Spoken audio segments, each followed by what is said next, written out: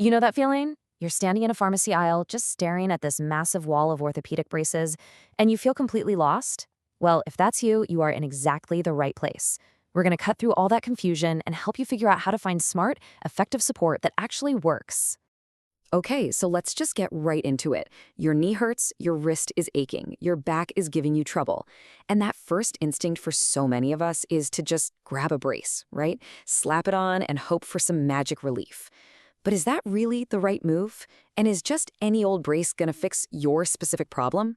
The short answer? Probably not. And that's what we're here to figure out. Yeah. And this quote right here, this is basically our guiding principle for this whole conversation. I want you to think of a brace as a temporary specialized tool. It's part of your recovery toolkit. It's there to help out, to assist, but it should not be running the whole show. Our goal is to put you in charge of your health and teach you how to use this tool the right way. So, first things first, we've got to bust a major myth. Not all supports are the same. Not even close. Let's break down what they actually do, because if you don't know what the tool is for, how can you possibly pick the right one? I absolutely love this metaphor because it is so true. You might see a simple compression sleeve sitting right next to a big, clunky, hinged knee brace on the shelf. They look like they're related, but honestly, they have totally different jobs. So come on, let's meet the family. All right, so first up, you've got your stability braces. These are the heavy lifters of the group. Think about a hinged knee brace you'd get after a big injury, like an ACL tear. Its job is literally to act like scaffolding around the joint, to stop it from moving in ways that could hurt it again while it's trying to heal. This is all about pure structural protection. Next up is compression. Now, these are usually these soft, stretchy, sleeve-like things. Their main gig is to apply this gentle, even pressure, and that does two really cool things. One, it helps control swelling, but two, and this is fascinating, it actually improves your proprioception. That's just a fancy word for your brain's sense of where your joint is in space. So it's not really about stopping movement, it's more about making your brain more aware of it.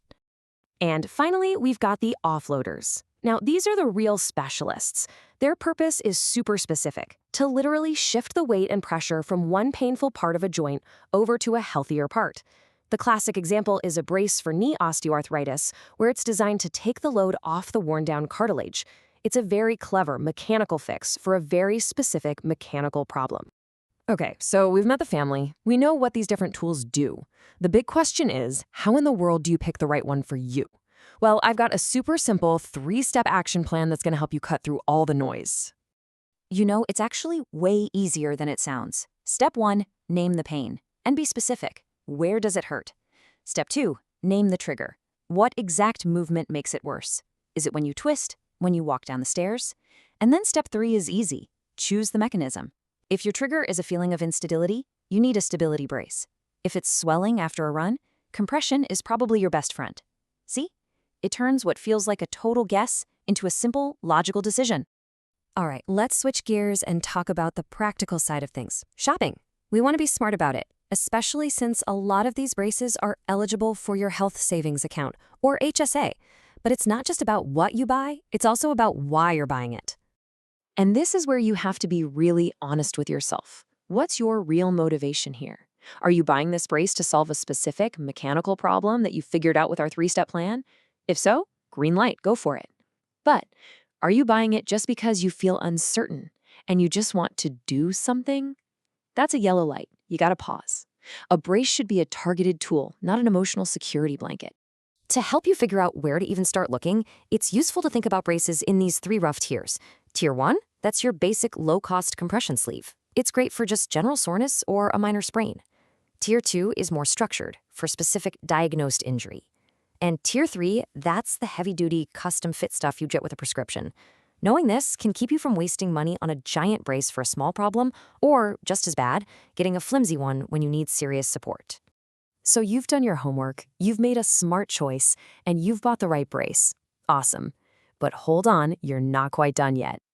If you're using those HSA funds, there is one last crucial step people always forget: the paperwork. You gotta document your purchase to protect yourself and save a potential headache later on. And don't worry, it's super simple. Here's your checklist. Obviously, keep the receipt.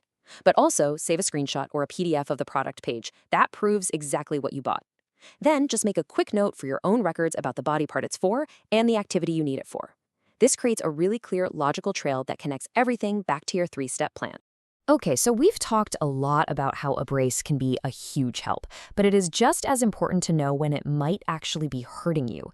Sometimes a brace can become what I call a false friend.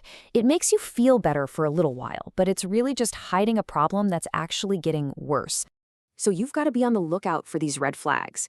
If your pain is actually getting worse, even when you use the brace, or the fit is so bad it's creating new sore spots, or maybe you're using it so you don't have to go see a doctor, those are all huge warning signs.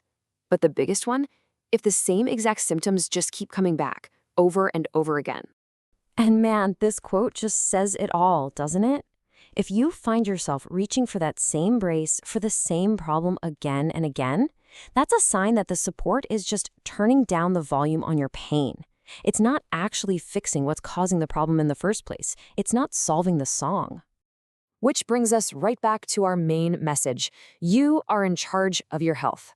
The brace is just a tool. It's an assistant that you hire for a very specific and hopefully temporary job. It is not your doctor.